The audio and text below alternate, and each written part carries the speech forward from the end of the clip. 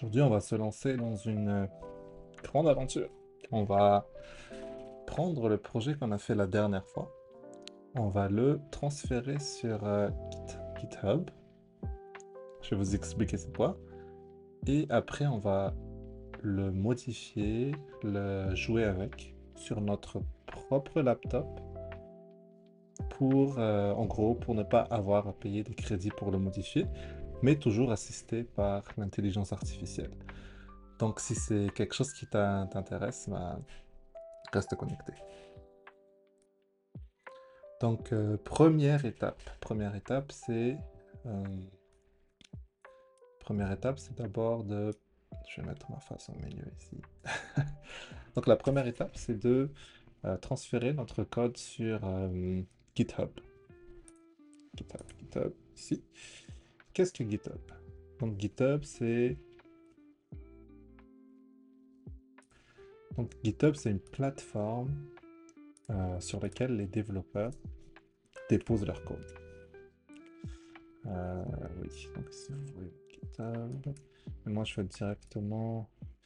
En fait, on va y aller simple, on va y aller doucement. On va y aller directement, vraiment comme d'un débutant, de quelqu'un qui n'a jamais connu GitHub. Mais en gros, GitHub, encore une fois, c'est un genre de stockage de tous les codes que les développeurs utilisent pour justement déposer leur code, pour pouvoir travailler en équipe avec leur code, pour que toute l'équipe peut avoir accès au code. Euh, Grosso modo, c'est ça. Donc, notre but, première étape. Première étape. Donc, première étape, c'est transférer notre projet sur GitHub. En fait, quand je dis notre projet, c'est surtout le code de notre projet sur GitHub. Deuxième partie, une fois que c'est fait, on va le télécharger. Le vrai terme, c'est cloner. Cloner le code sur notre laptop. Troisième étape, c'est modifier le projet sur notre laptop avec Cloud Code. En fait, il y en a beaucoup. Il y en a beaucoup qui permettent. Il y a beaucoup de... Moi, je dis ici Cloud Code, mais il y en a beaucoup qui peuvent modifier le code. Donc, il y a, avec ChatGPT, on a Codex, on a Kilocode.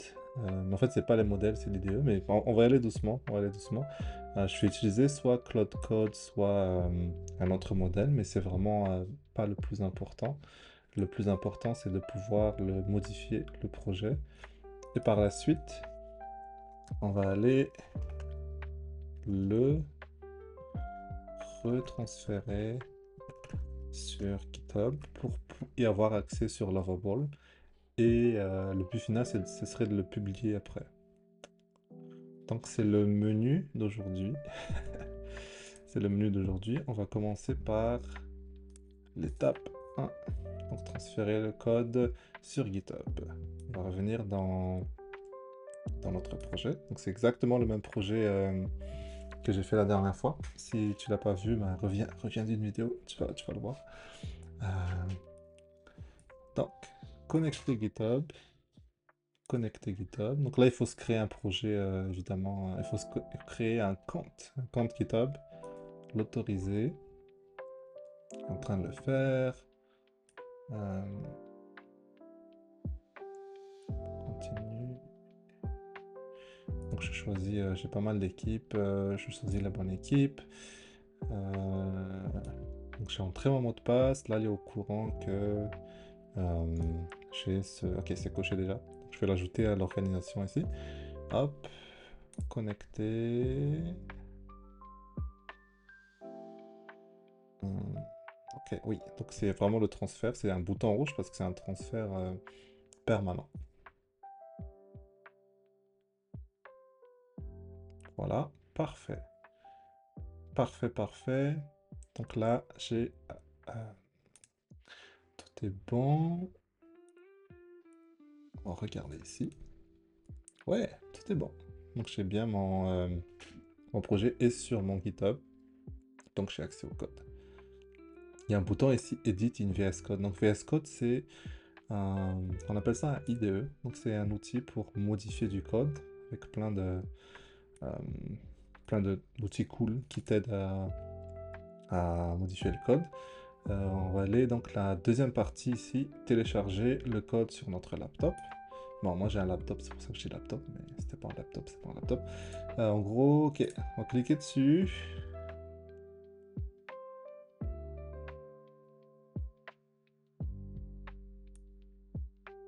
Non, tu peux même directement... Ok, voilà. Et voilà mon code. Donc là j'ai accès à tout le code. Mais c'est pas exactement ça ce que je voulais faire parce que en fait ça c'est l'IDE version web. Mais moi je veux avoir l'IDE en version sur mon laptop. Vraiment sur mon laptop. Donc ça c'est bon, mais c'est pas ce que je veux. Donc, on va revenir dans notre projet.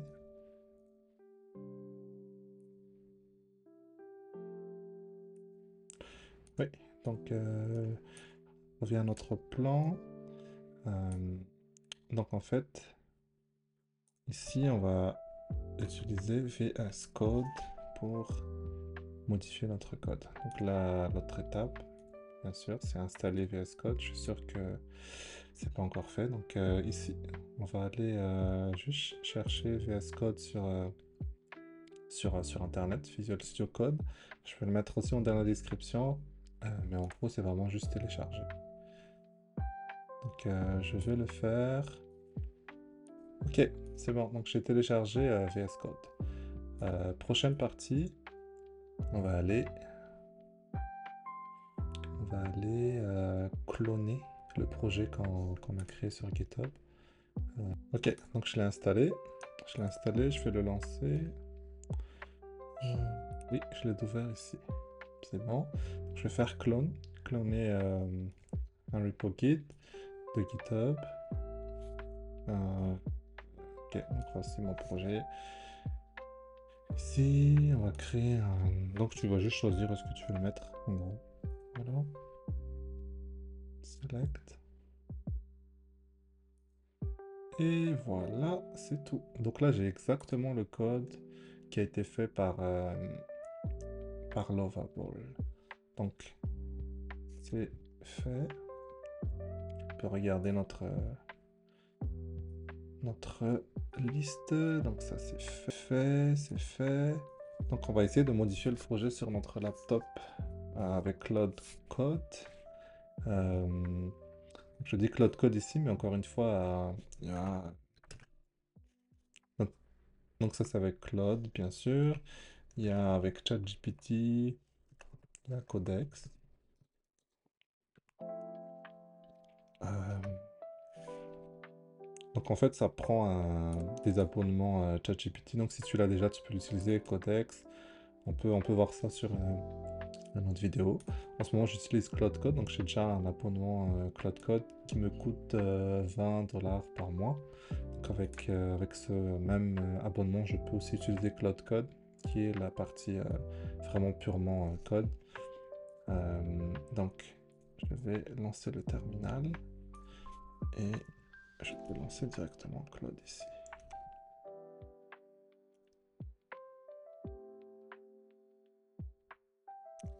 Ok, donc c'est bon, Claude est lancé. Qu'est-ce qu'on va lui faire? Ben, on peut lui demander de configurer l'application pour le lancer. Ben, je vais le faire en français. Peux-tu configurer cette application faite sur Global pour le lancer sur mon système?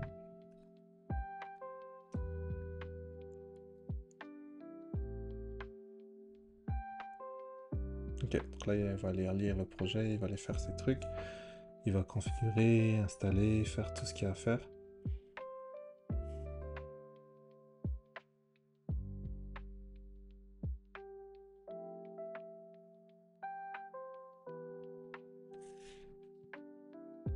Donc là, il va l'installer, parfait.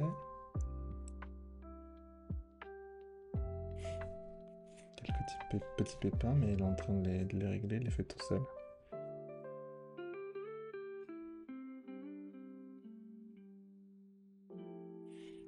Donc, je fais vraiment un grand survol rapide pour voir tout ce qu'on peut faire vraiment du début à la fin, l'overball jusqu'à ton laptop. Mais si tu as des questions sur comment installer ou comment faire précisément chacune de ces étapes, je peux faire d'autres vidéos pour m'étaler vraiment un peu plus sur chaque. Mais le but aujourd'hui, c'est de vraiment juste rapidement survoler le flow pour voir comment ça fonctionne. Donc là, il dit que le projet est prêt à être lancé. On va voir. Oh, voilà, parfait.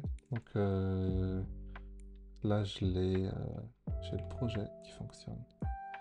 Maintenant, on va voir est-ce que je peux me connecter. Est-ce que tout fonctionne vraiment, vraiment, vraiment. Donc le projet est sur localhost 3000. Est-ce que c'était localhost 3000? On va regarder. Non, c'est 80-80. Donc on va essayer. Donc là, c'est vraiment vraiment un workflow de plus développeur, mais vraiment toute la puissance d'un développeur. Donc je suis allé m'inscrire, je reviens.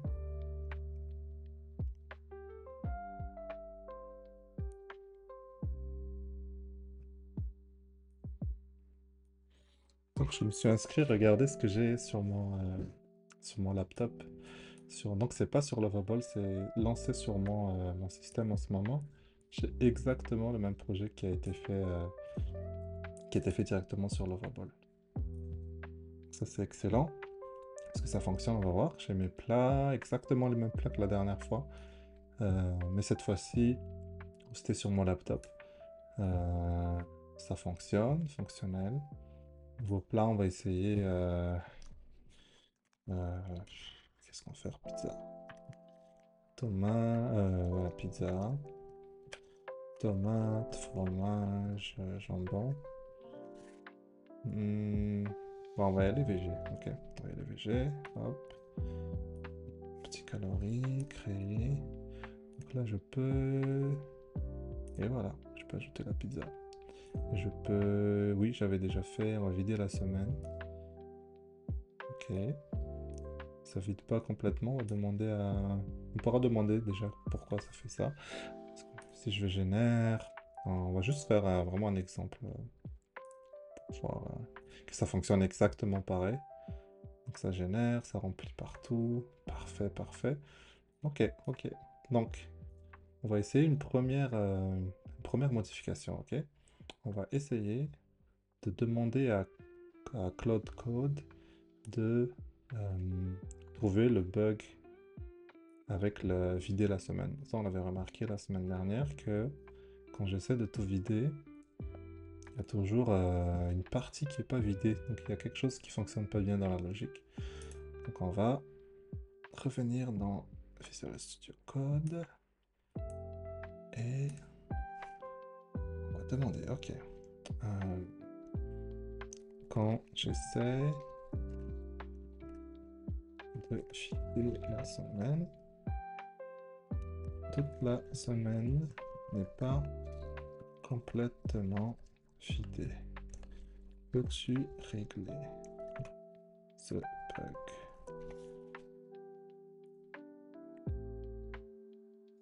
Ok, là il va exactement la même façon qu'on interagit sur Lovable.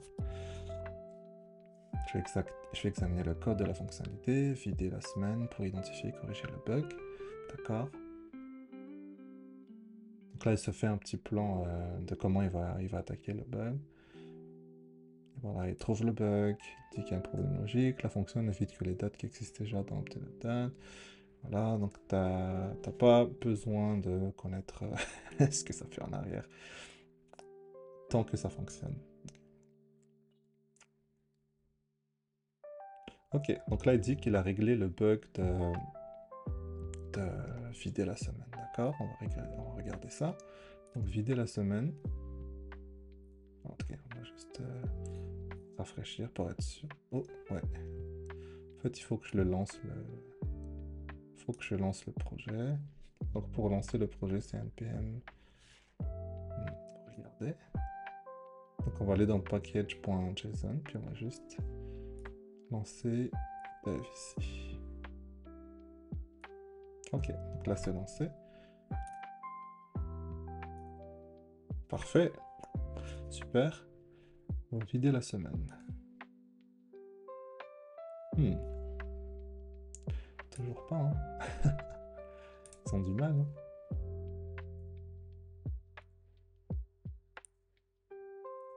Ok, ok. Vider la semaine. Ou est-ce que c'est un cas de... Ah, ok, on va voir. Ah non, il évite vraiment pas. Oh, peut-être qu'il vide les repas de la semaine courante, pas les repas de la semaine choisie. Ok, on va lui demander. Donc, on va revenir dans le terminal ici. Je voudrais que vider la semaine, feed tous les repas de la semaine que je consulte actuellement. Je pense qu'il vit toujours la semaine courante. Donc ça, c'était le petit hic, en fait.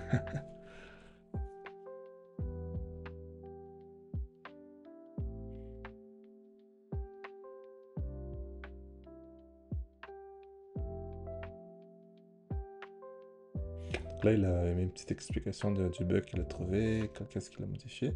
Donc là, il va aller modifier quelque chose. Sur Cloud Code, quand tu modifies quelque chose, il faut que tu acceptes. Donc tu peux soit accepter, soit dire oui, j'accepte, et j'accepte toutes les autres d'après.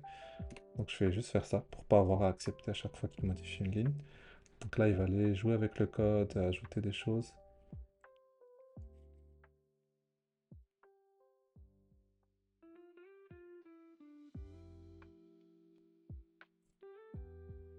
Parfait, donc il a dit qu'il a corrigé le problème, on va essayer de voir. 8 septembre, semaine du 8 septembre, on va vider. Et voilà, c'est vidé. Ok, bon, on va essayer quelque chose. Ok, la semaine actuelle, il n'y a rien. Je vais remplir le tout. Hop, générer. Après, je vais vider la semaine. Et voilà, tout est bon, ça fonctionne. C'est super. Ça fonctionne. Alors, on va essayer une dernière chose qui est un peu plus visuelle. On va dire, ok, j'aime pas l'orange. Est-ce que tu peux changer en vert, par exemple? Ici. Je n'aime pas trop la couleur orange. Peux-tu le transformer en couleur verte?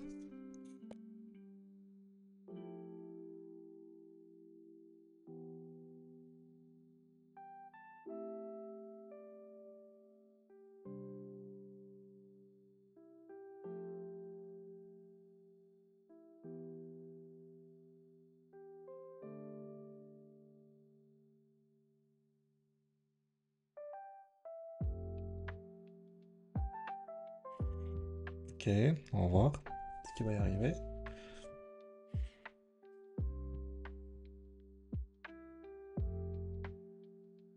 Donc là, il cherche toutes les... il va les modifier dans le code. Voilà, toutes les oranges parties green.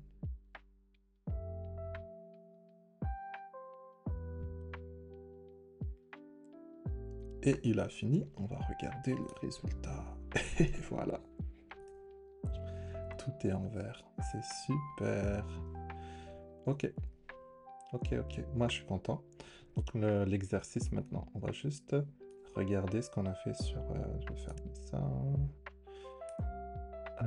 Donc on a fait ça. Donc on a modifié le projet sur notre laptop. Et maintenant on va le retransférer sur GitHub. Et je vais ajouter une petite ici. Le publier sur Lovable.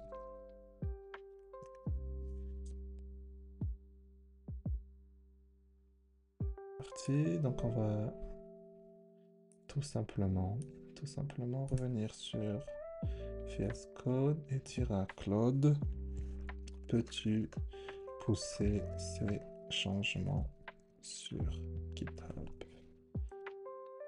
Et il va le faire lui-même, il va juste le pousser.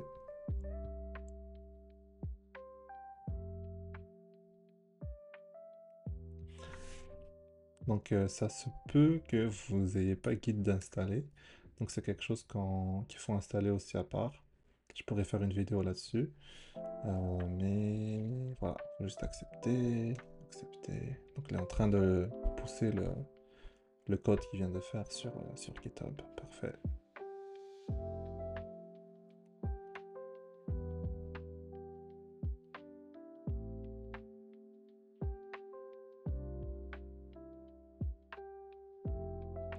Et voilà. Et voilà. Donc on a fait la 4e étape. Maintenant, on va regarder ce que ça donne sur Lovable. Et on va regarder... Ok, non, ça c'était notre projet. On va revenir sur Lovable. Et on va d'abord publier la version qu'on avait avant, pour voir ce que ça donne.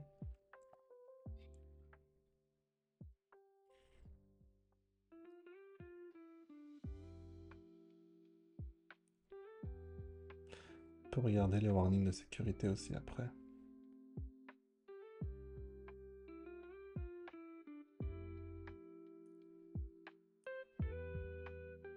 Mais ouais, c'est un projet vite fait, donc je vais pas m'attarder à la sécurité, qui est très important d'ailleurs, il faut que je le souligne. Il y a pas mal eu de projets web codés qui ont eu des failles de sécurité, donc c'est quelque chose qu'il faut pas prendre à la légère. Ok, bah en fait, Lovable il a compris, hein. En fait, il reçoit directement les modifications qu'on a fait et ça a tout transformé en vert directement sur Lovable. Donc la boucle est bouclée, hein. Donc on va juste publier et on va voir la version publiée. Donc ça c'est une version publiée que tout le monde, vous pouvez y accéder si vous voulez. Je peux mettre le lien dans le chat si vous voulez. Mais voilà, c'est vert. Donc ça a bien fonctionné, on a vraiment fait la boucle. On va regarder un peu ce qu'on a fait. Donc on a transféré le code sur GitHub. On a cloné le code sur notre laptop. On a modifié le projet sur notre laptop avec Cloud Code. Et on a réenvoyé sur GitHub et on l'a publié sur Lovable. Donc en fait, ce que ça nous permet, c'est cette partie-là, en fait, ce que j'aime, c'est que j'ai pas besoin de brûler trop de crédits sur Lovable parce que je peux le modifier sur Cloud Code, le code qui en ce moment est moins dispendieux, n'utilise pas de crédit. Il y a des limites, mais c'est plus raisonnable, je dirais. Donc c'est un workflow qui est bon de savoir, de connaître. Donc c'est tout simplement ça. Donc encore une fois, si tu as des questions, n'hésite pas à les mettre dans le commentaire. C'est pas mal assez technique ce qu'on a fait aujourd'hui. Donc si tu as des questions, n'hésite pas. Je vais les adresser, je vais faire des vidéos. Donc mon but, c'est vraiment que tu puisses faire des applications en fait euh, en utilisant les outils IA pour le construire. Donc ça va être tout pour aujourd'hui. À la prochaine. Salut!